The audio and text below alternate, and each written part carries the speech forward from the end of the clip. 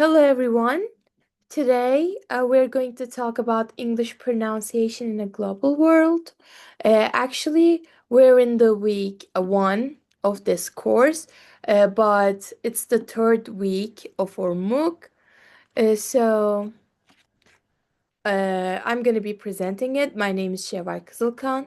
Welcome to this course, this presentation. Let's look at our content first.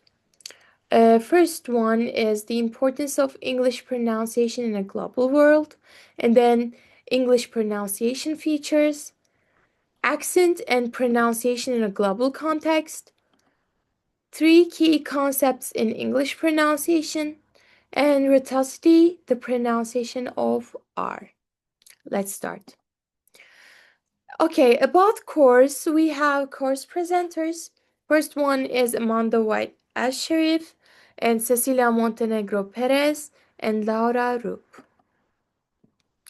Let's start with the importance of English pronunciation in a global world. So, what is important in English pronunciation in a global world?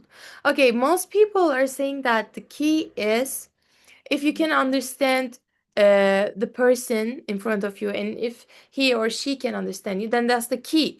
The key is mutual understanding, and this is correct.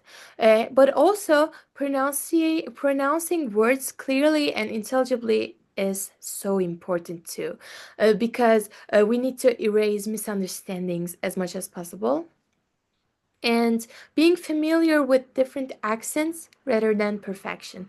Okay, accent is something unique, something is about us. So we shouldn't focus on improving our accents. We shouldn't look for perfection. This is unrealistic. We should focus on improving our pronunciation rather than accent because accent is something personal sometimes. We don't need to sound like a native American or British. So, what is the main goal of pronunciation? The main goal is um, to make communication smooth and effective. That's the main goal. So, let's look at some English pronunciation features here. First of all, is rheticity. Rheticity is the R sound, whether it's pronounced or not. For example, American English, they pronounce R in all positions, like car, but in non-rhotic accents, they're saying they're dropping R at the end or before a consonant. For example, ka, like that. It's one of the clearest ways to distinguish accents. And second one is stress. Stress affects meaning so much as word stress or sentence stress. Both of them affects the meaning so much. For example, present or present. These are different verbs. And for example, I didn't say he stole the money. I didn't say he stole the money. I didn't say he stole the money. For example, each word stressed gives a different meaning. And third one is vowel length. The length of a vowel can change the meaning of a word. For example, ship or sheep. Ship or sheep, it changed. And there are some tricky vowels such as cat, cup, or bird. Some English vowels don't exist in other languages, so it's making them hard to pronounce.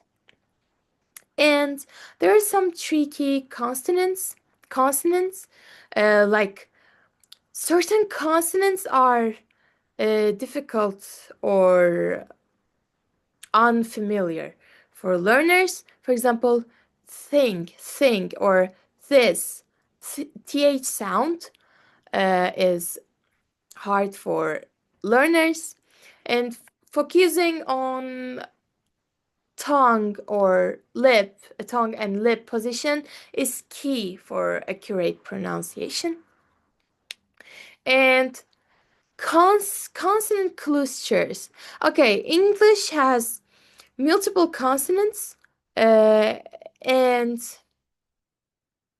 it's like splash, street, texts.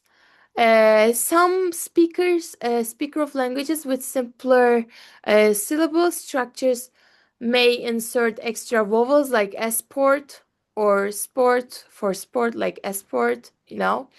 And consonant features are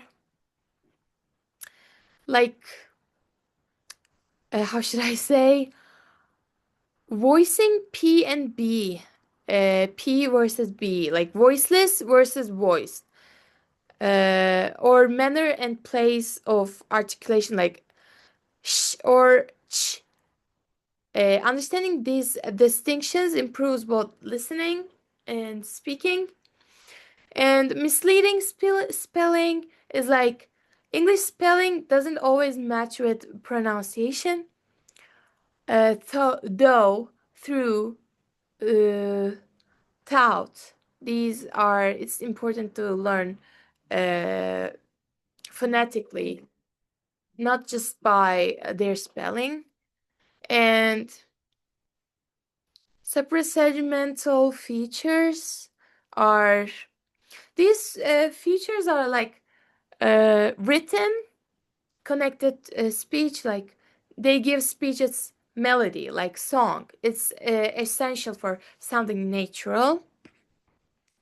And natural speech is uh, it's basically where all elements comes together, okay? Linking words, reducing sounds, using natural rhythm and intonation. For example, instead of want to, we're saying wanna, okay? And going to, we're saying gonna. This makes it more natural. This is the key to sound native like. And yeah, that was all I was gonna say. Let's continue.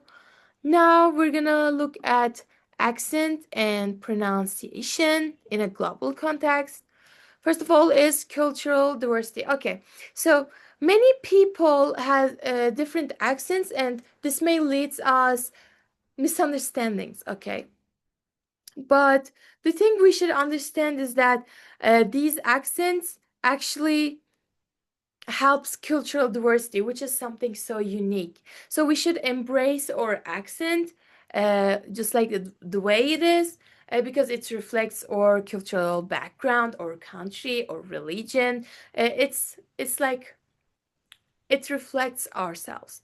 So I think rather than focusing accent, we should focus on pronunciation, because pronunciation is producing the sounds of a language clearly, but accent is the way we speak. Like it's more like something personal. Like we, of course, we can improve our accent, we can make it more like American sound or British sound like, but we shouldn't so much focus on this. We should focus on eligibility. Like if people can understand us, then it's okay. And three key concepts in English pronunciation: intelligibility, credibility, and identity. Okay, intelligibility is basically like if the person in front of you can understand you, and if you can understand them, then that means your accent is intelligible. It's understandable. Okay. And credibility is something like most people say, even if someone says the truth, just because of their accents, it gives them less credit. So this is something we call credibility. And identity is, as I said, for example, I'm Turkish, and time to time I have Turkish accent, and I'm not ashamed of that, because I think accent is something reflects our culture. I mentioned this so much from before, but accent, we shouldn't ashamed of our accent. We should focus on pronunciation. We should focus on intelligibility more. So or accent reflects our identity or cultural country background, or religion or culture. This is something, this is what makes us unique. So this is so important. And here are some of the things we should do. We should explore the concepts of intelligibility, credibility, and identity. We should learn them, and we should set and share our personal pronunciation goals. Okay, we should record ourselves. Recording ourselves is so important because our pronunciation is something we can um, we can improve by practicing and listening. So if we listen to others and find the similarities or differences between our pronunciation and them, and also if we record ourselves and practice more and more, then that's the only way we can improve our pronunciation. And if it's necessary, you can ask your educator questions online too. Now, we talked about that, but let's look at it again. Pronunciation and accent. Pronunciation is is the sound of a language clearly is producing the sound of a language clearly. What accent is the way we speak. Okay, accent is something unique. Pronunciation is something we should focus on while speaking English, because pronunciation is way more important than accent. Now we're gonna talk about setting personal goals regarding English pronunciation.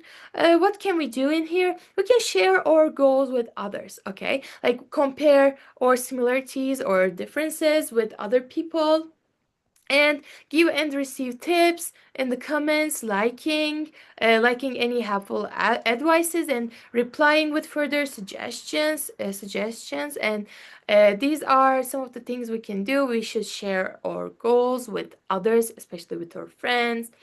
um, this is one of the ways we can improve our pronunciation. And now we're going to talk about rhoticity, the pronunciation of R. Okay, Rhotic speakers pronounce R wherever it appears in spelling. Okay, like right, far, hard, R, far, and away. But non-Rhotic speakers only pronounce R before a vowel. So let's look at geographical distribution first. Northern Hemisphere accents, such as USA and Canada, are generally rhotic, with Southern Hemisphere accents, examples Australia, New Zealand, are non-rhotic. This is due to historical settlement patterns, and North America was settled earlier 17th century when British English was still what rhotic. Southern Hemisphere settlements happened later 19th century after R had been lost in many British accents. So here are the examples. Non-rhotic, we're saying hot, hot, without pronouncing R, hot. But rhotic, like American accent, we're saying heart, heart. We're pronouncing R clearly.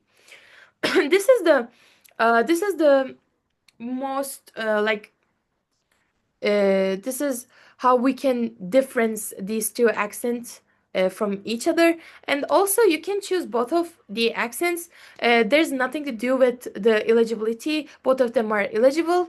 However, most non-native speakers are saying that rhotic accent is more understandable. But of course, according to your career plan, you can choose two of them, like any of them. It's fine.